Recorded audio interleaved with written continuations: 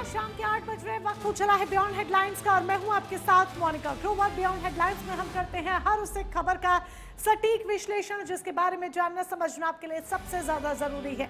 और आज हम बात करने वाले हैं आज की सबसे बड़ी खबर की, क्योंकि सिर्फ देश ही नहीं बल्कि पूरी दुनिया सांसें रोके मिडल ईस्ट की तरफ देख रही है, खाड़ी देशों की तरफ देख रही है। क्यों, आइए आपको बताते हैं विस्तार से, पूरी जानकारी एक एक कर आपके सामने रखते हैं। दरअसल मिडल ईस्ट के आसमान से इस वक्त की मौत बरस रही है और ईरान की धरती धमाकों से थर्रा उठी है। इजराइल और अमेरिका ने मिलकर ऑपरेशन रोरिंग लॉयन के तहत ईरान के खिलाफ अब तक का सबसे भीषण सैन्य अभियान छेड़ दिया है, जिससे पूरी दुनिया में हड़कंप मच गया है। तेहरान से लेकर चाबहार तक हर तरफ धुएं का गुब्बार और मलबे के ढेर नजर आ रहे हैं। इन हमलों से खेमेनेई का घर भी नहीं बचा है। हाल ही में खेमेनेई के आवास की पहली तस्वीर सामने आई, जिसमें उनका आलिशान इमारत पूरी तरह से जमींदोज होती दिखाई दे रही है। तस्वीरें भी एक एक कर हम आपके सामने रख रहे हैं, तस्वीरों को भी जरा ध्यान से देख लीजिएगा। इजराइल और अमेरिका ने ईरान पर हमला बोला है। इजराइल और अमेरिकी आर्मी ने ईरान की राजधानी तेहरान समेत कई शहरों में मिसाइलें दागी हैं। ईरान में राष्ट्रपति भवन को निशाना बनाया गया है। ईरानी सुप्रीम लीडर अयातुल्लाह अली खेमेनेई के ऑफिस के पास भी धमाका हुआ है। ईरानी सरकारी टेलीविजन ने विस्फोटों की पुष्टि की है। ईरानी आर्मी ने इजराइल पर मिसाइलें दागकर जवाब दिया है। ईरान की ओर से कहा गया है कि इजराइल और अमेरिका के हमलों का पूरी मजबूती के साथ जवाब दिया जाएगा। इस लड़ाई से इजराइल और ईरान ही नहीं बल्कि पूरे पश्चिम एशिया में तनाव बढ़ सकता है। तो कैसे तनाव बढ़ सकता है, किस तरीके से ये जो पूरा हमला हुआ है, आइए इस हमले से जुड़ी हुई और जिस तरह की स्थिति बनी हुई है, इजराइल और अमेरिका ने जो संयुक्त हमला किया है वो हम आपको बता देते हैं। उसके बाद कार्रवाई भी हुई है। 8 देशों पर ईरान का हमला भी देखने को मिला है। इजराइल, बहरीन, यूएई, कतर, इनमें हमला हुआ है। सऊदी अरब, जॉर्डन, कुवैत, इसके साथ ही इराक, ईरान ने भी पलटवार किया है और ईरान ने पलटवार करते हुए 8 देशों पर जरा सोचिए हमला किया है। रिपोर्ट्स की माने तो अयातुल्लाह खेमेनेई वेनेजुएला के मादरों में से कई ज्यादा चतुर निकले हैं। हमला होने से ठीक पहले वहां से सुरक्षित निकलने में वो कामयाब रहे। फिलहाल अयातुल्लाह का ठिकाना अज्ञात है। कयास लगाए जा रहे हैं कि वो ईरान के किसी गुप्त बंकर में छुपे हुए हो सकते हैं। तो ईरान ने हमला किया है, धमाकेदार हमला किया है और 8 देशों पर इसका जो असर है वो देखने को मिल रहा है। ईरान की बात करें तो ईरान में एक स्कूल में पर हुए इजरायली हमले में 40 लोगों की भी मौत की खबर सामने आ रही है। बताया गया है कि हमला ईरान के दक्षिणी होर्मुजगन प्रांत के मिनाब काउंटी में लड़कियों के एक प्राइमरी स्कूल पर हुआ है। पिछले कई दिनों से अमेरिका और ईरान के बीच तनाव तनातनी छिड़ी हुई थी। अमेरिका के कई फाइटर जेट इजराइल में उतरे थे।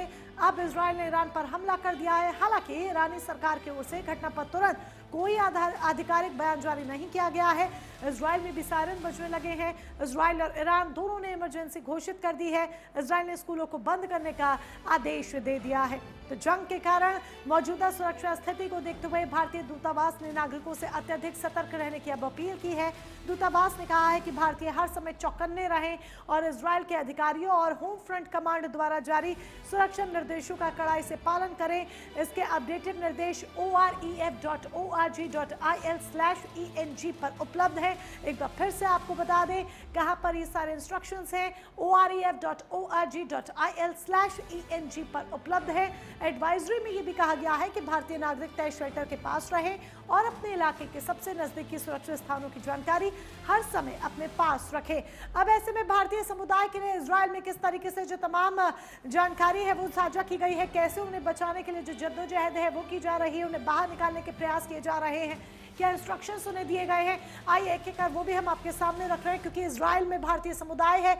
इजराइल में लगभग 18,000 भारतीय नागरिक रहते हैं। जी हाँ, 18,000 की संख्या में भारतीय नागरिक इजराइल में रहते हैं। इनमें से अधिकांश लोग बुजुर्गों की देखभाल का काम करते हैं। जो बूढ़े लोग हैं, बुजुर्ग लोग हैं, उनकी केयर टेकिंग का काम भारत के लोग करते हैं वहाँ पर। अधिकांश कुछ भारतीय हीरे के व्यापार से भी जुड़े हुए हैं, जो डायमंड का बिजनेस वहाँ पर है।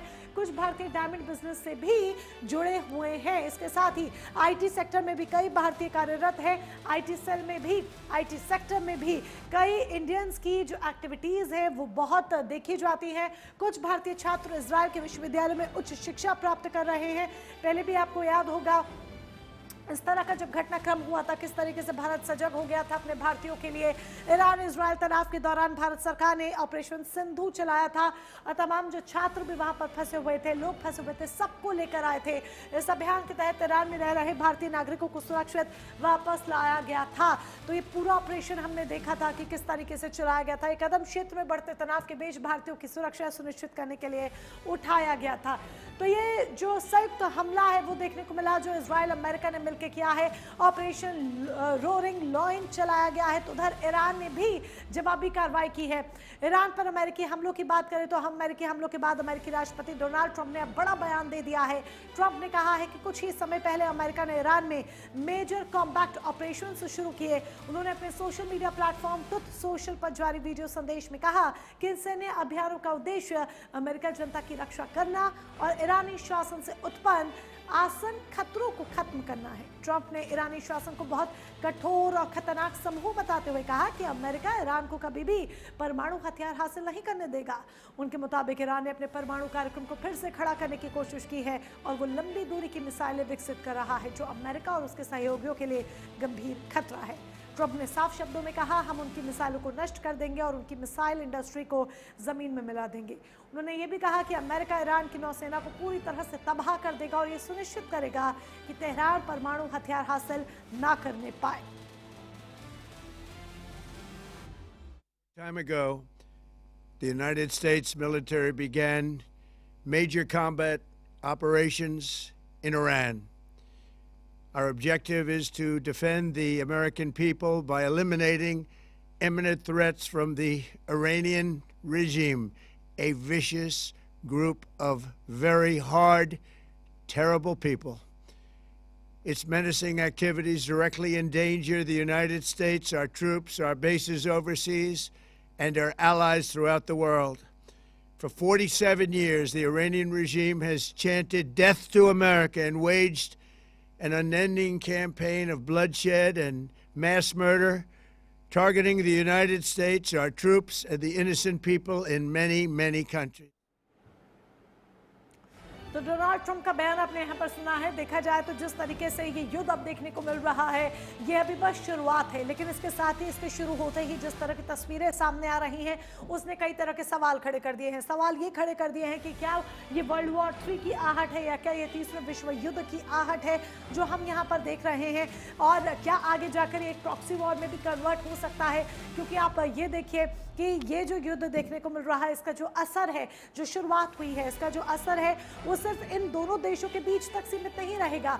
आप सिर्फ ये मत देखिए कि इजराइल, अमेरिका और ईरान तक सीमित रहेगा। इसका जो असर है वो पूरे मिडल ईस्ट पर देखने को मिलेगा। ईरान ने भी जब हमला किया है तो 8 देशों पर, देखिए एक साथ 8 देशों पर हमला किया है। कई अमेरिकी ठिकानों पर भी ईरान की तरफ से वार किए गए हैं, अटैक किए गए हैं। ऐसे में खाड़ी देशों में एक तरह की जो सनसनी है वो मच गई है।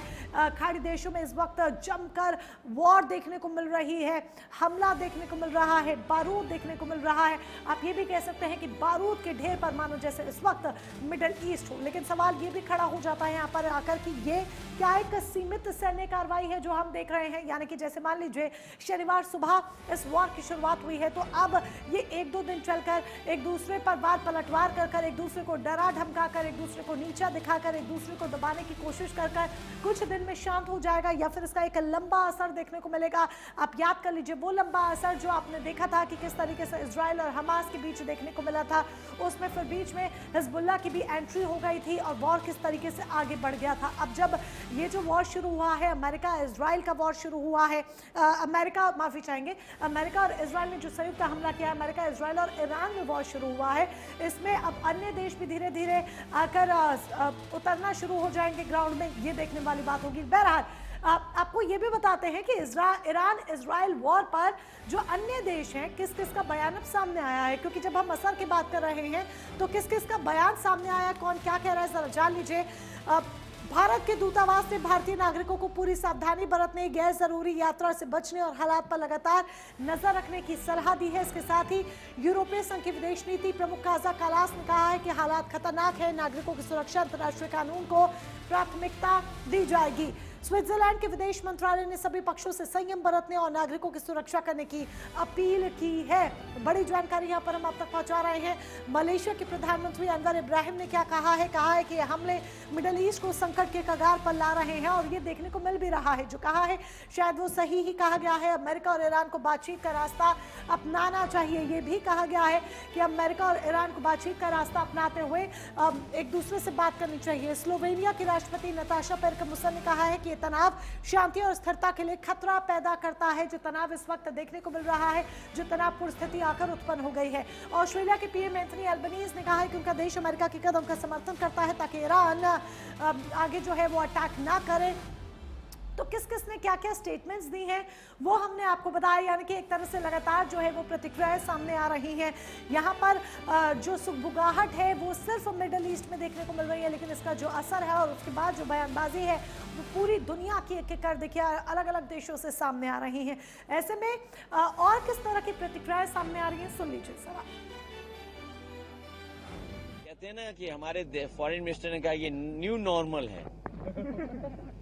ये नए तरह की चीज है कि लड़ाई भी चलती रहेगी, देश भी चलता रहेगा, समाज भी चलता रहेगा, लेकिन दुनिया में वॉर नहीं होना चाहिए। हम समाजवादी लोग हमेशा वॉर के खिलाफ रहे हैं। वॉर कभी अच्छाई नहीं लाता है, वॉर नुकसान करता है। तो सीमाएं जो बनी हैं इनको लेकर के और बहुत सारी चीजों को लेकर के आपस में देशों में झगड़े हैं, एक दूसरे को नीचा दिखाना चाहते हैं। हम लोग वॉर के पक्ष में नहीं हैं। आज जिन लोगों के बीच में जो टेंशन बढ़ रहा है, वहाँ हमारे पुराने संबंध सभी के साथ रहे। अमेरिका के साथ हमारे पुराने संबंध हैं, इजराइल के साथ बहुत पुराने संबंध ना हो लेकिन काफ़ी समय से अच्छे संबंध इजराइल के साथ बने हैं। ईरान के साथ कहा जाता है कि हम लोगों का एक आध्यात्मिक लगाव है, एक सिविलाइजेशनल हमारा संबंध है ईरान के साथ। और फिर हमारे क्षेत्र की बात आ जाती है, ईरान हमारे देश के करीब में है तो वो क्षेत्रता की बात भी आती है, तो अशांति पैदा होती है और उससे कहीं ना कहीं अगर परमाणु शस्त्र की बात आ जाती है तो वो बहुत बहुत गंभीर चिंता का विषय है। और क्योंकि ये सरकार खुलकर विपक्षी दलों के साथ मिलकर बात नहीं करती और विदेश स्थिति पर, विदेश नीति पर सहमति प्राप्त करने का प्रयास नहीं करती। अगर वजीर आजम का एयरक्राफ्ट मीडियर में होता और इस तरह का हमला होता तो फिर इसका जिम्मेदार कौन होते? और वजीर आजम को, प्रधानमंत्री को देश को बताना है कि क्या नेतन्याहू ने उनको ये बताया था कि इजराइल ईरान पर हमला करने वाला है। उन्होंने प्रधानमंत्री के विजिट को इस्तेमाल किया है ईरान पर अपने एक वल्गर अटैक के लिए, और उन्होंने प्रधानमंत्री के विजिट को इस्तेमाल किया है ईरान पर हमला करने के लिए, और जो जेनोसाइड उन्होंने फलस्तीनियों का किया है गाजा में उसको कवर अप करने के लिए।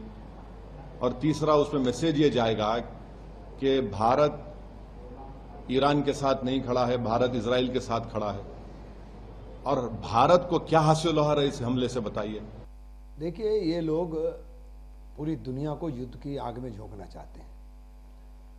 देशों की सत्ता के ऊपर अपने लोग बैठा करके कब्जा करना चाहते हैं और लोग अपनी संप्रभुता के लिए लड़ने का काम करेंगे और ईरान भी जवाब देगा। ईरान कमजोर कंट्री नहीं है। हाँ, तो ट्रंप का बयान आ गया, तो ट्रंप का बयान आ गया। देखिए, ट्रंप अपने यहाँ गिर गया है। तो प्रतिक्रियाएं सामने आ रही हैं। इस समय भारत के आधिकारिक स्टैंड, भारत की पॉलिसीज, भारत की नीति, इन पर भी सवाल खड़े हो रहे हैं। हालांकि भारत ने अपने स्टैंड, अपनी पॉलिसीज क्लियर की हुई हैं और इसके साथ ही जो भारतीय वहां पर फंसे हुए हैं उन भारतीयों के लिए भी भारत सरकार पूरी तरह से सजग है। बावजूद इसके एक तरफ जहां हम देख रहे हैं कि मिडल ईस्ट में ये बम बारूद देखने को मिल रहा है, तो इसको लेकर जो बयानबाजी का दौर है वो भारत के भीतर भी देखने को मिल रहा है। कुल मिलाकर इस वक्त जमकर उठापटक का जो दौर है, उथल पुथल का जो दौर है वो देखने को मिल रहा है। आपको वो दिन याद होगा, वो तस्वीर याद होगी, पहले भी ईरान में कुछ इस तरह की तस्वीर देखने को मिली थी। 18 दिन तक इसी तरीके से पूरा घटनाक्रम सामने आया था। तब क्या क्या हुआ था, आइए डिटेल्स आपके सामने रख देते हैं कि उन 18 दिनों में क्या क्या हुआ था, वो भी जरा याद कर लीजिए। पन्ने पलटते हैं। 28 दिसंबर 2025 की बात है। राजधानी तेहरान से विरोध प्रदर्शन की शुरुआत होती है। तब ग्रैंड बाजार में व्यापारियों ने हड़ताल की थी। ये ईरान की बात है, जब ईरान में 18 दिन तक प्रदर्शन हुआ था तब क्या हुआ था। और एक बार फिर से ईरान में देखिए कितनी जल्दी ये घटनाक्रम दोबारा देखने को मिल रहा है। प्रदर्शन दूसरे शहरों में भी फैल गया था। ईरान में तब ईरान अपने भीतर की आग से सुलग रहा था और अब ईरान इजराइल और अमेरिका का सामना कर रहा है। पुलिस और प्रदर्शनकारियों में झड़प हुई थी। 29 तारीख को 30 तारीख को क्या हुआ था, तेहरान, यज़द और जंजन समेत कम से कम 10 विश्वविद्यालयों के छात्र आंदोलन में शामिल हो गए थे। यानी कि दिसंबर का ही महीना आप देख लीजिए। दिसंबर के महीने में ईरान ने अपने भीतर की आग को सुलगाने की, भीतर आग सुलगती है और उसको समेटने की कोशिश ईरान की तरफ से होती है। और उसके बाद ये आग देखिए कैसे फैली है। एक नागरिक की मौत होती है, एक सिक्योरिटी फोर्स की भी मौत हो जाती है 31 दिसंबर 2025 को। अब यानी कि बीते साल के अंत में फिर 1 जनवरी 2026 साल की शुरुआत में पहले दिन प्रदर्शन और भी हिंसक होता है। 5 प्रदर्शनकारियों की मौत होती है। अभी ये आग ही ठंडी नहीं हुई थी कि इजराइल अमेरिका ने अटैक कर दिया है। खामेनेई ने प्रदर्शनकारियों को दंगाई कहा था। 3 जनवरी 2026 की ये बात है। ईरान में प्रदर्शन हुआ था, 18 दिन तक प्रदर्शन हुआ था। जिस तरीके से तमाम जानकारी है जो एक एक कर हम आपके सामने रख रहे हैं, जरा इसको देखकर आप समझ जाइए कि ईरान ने पहले दिसंबर और जनवरी के महीने में अपने ही भीतर के युद्ध का सामना किया, अपने ही भीतर की आग का सामना किया। और उसके बाद अब ईरान किसका सामना कर रहा है, इजराइल का और अमेरिका का। इजराइल और अमेरिका का सामना ईरान कर रहा है। 5 जनवरी 2026 को भी प्रदर्शन आगे बढ़ता है। क्या होता है, तेहरान बाजार में बड़े विरोध की तस्वीर जो है 5 तारीख को जनवरी 2026 को देखने को मिलती है। ईरान लगातार सुलगता हुआ दिखाई दे रहा है। प्रदर्शन दर्ज किए जाते हैं, 359 प्रदर्शन जो है वो दर्ज किए जाते हैं। 5 तारीख को ये सिलसिला लगातार आगे बढ़ता है। 18 दिन तक ये जो सिलसिला है वो चलता है। अब ईरान के सामने कई चुनौतियां हैं। ईरान जिस तरीके से न इजराइल और अमेरिका का सामना कर रहा है, ईरान ने 8 देशों पर अटैक किया है। उन 8 देशों की लिस्ट भी हमने आपको बताई, उन 8 देशों की सूची भी हमने आपको दी, जिसमें कतर, अरब जैसे ये तमाम जो देश हैं वो शामिल हैं। तो उसके पास दूसरी तरफ अब देखिए कि अब इजराइल और अमेरिका की तरफ से भी जो अटैक्स हैं वो रुकने का नाम नहीं ले रहे हैं। 7 जनवरी को क्या होता है, ईरान शहर में पुलिस कमांडर की हत्या हो जाती है। ये सारी जानकारी हम आपको दे रहे हैं उस वक्त की जब 18 दिन ईरान में प्रदर्शन के दौरान क्या क्या होता है, जब अपने भीतर की आग से ईरान जूझ रहा होता है। और जिस तरीके से हम आपको बार बार कह रहे हैं, अब आगे ईरान को सामना करना है इजराइल और अमेरिका का, जो वो कर भी रहा है। इंटरनेट फोन सर्विस बंद कर दी जाती है 8 जनवरी को। 8 जनवरी 2026 को कुल जो मौतें हैं उसका आंकड़ा भी बढ़कर 45 हो जाता है। आगे हम बढ़ते हैं और हम आपको जिस तरीके से हम बता रहे हैं कि अब चुनौतियां ईरान के सामने तमाम है, उन चुनौतियों का सामना करना पड़ेगा। तेहरान एयरपोर्ट बंद कर दिया जाता है।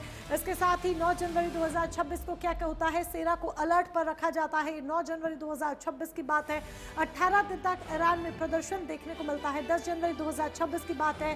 तेहरान में अल रसूल मस्जिद में आग लगाई जाती है, बिजली सप्लाई बंद कर दी जाती है। अभी बीते दिनों ही इस तरीके से हो हल्ला देखने को मिला था ईरान के भीतर। 11 जनवरी 2026 को क्या होता है, मरने वालों का जो आंकड़ा है वो 538 पहुंच जाता है। 11 जनवरी 2026 को 11 जनवरी 2026 को 10,000 से ज़्यादा लोग हिरासत में भी ले लिए जाते हैं। ये खिमनई के शासनकाल में होता है। 10,000 से ज़्यादा लोग हिरासत में लिए जाते हैं। 13 तारीख को ट्रंप ने लोगों को सरकारी इमारतों पर कब्जा करने की सलाह दी। डोनाल्ड ट्रंप देखिए यहाँ पर भी अपनी रणनीति अपनाते हैं, लोगों को सलाह देते हैं सरकारी इमारतों पर कब्जा कर लो। मरने वालों का आंकड़ा 2000 के भी पार पहुंच जाता है। 13 तारीख को 13 जनवरी 2026 को जब मौतों का आंकड़ा 2000 पार कर जाता है। 14 तारीख को इरफान सुल्तानी को फांसी की बात जो है वो निकल कर सामने आती है। 14 जनवरी 2026 को तो अब खैर ये पूरी डिटेल्स हमने आपको यहाँ पर दी हैं। अब सामना जिस तरीके से हम आपको बता रहे हैं कि ईरान को इजराइल और अमेरिका का सामना करना है, इस बीच जो जानकारी निकलकर सामने आ रही है, हालांकि प्राइम न्यूज़ इस खबर की अभी पूरी तरीके से पुष्टि नहीं करता है, अभी सिर्फ जानकारी निकलकर सामने आ रही है। और जो जानकारी निकलकर सामने आ रही है, बैलिस्टिक अटैक में इजराइल के ईरानी रक्षा मंत्री की मौत हो गई है। आगे भी अपडेट्स इस तरह से आप तक पहुंचाते रहेंगे, लेकिन फिलहाल बियॉन्ड हेडलाइंस में बस इतना ही। नमस्कार।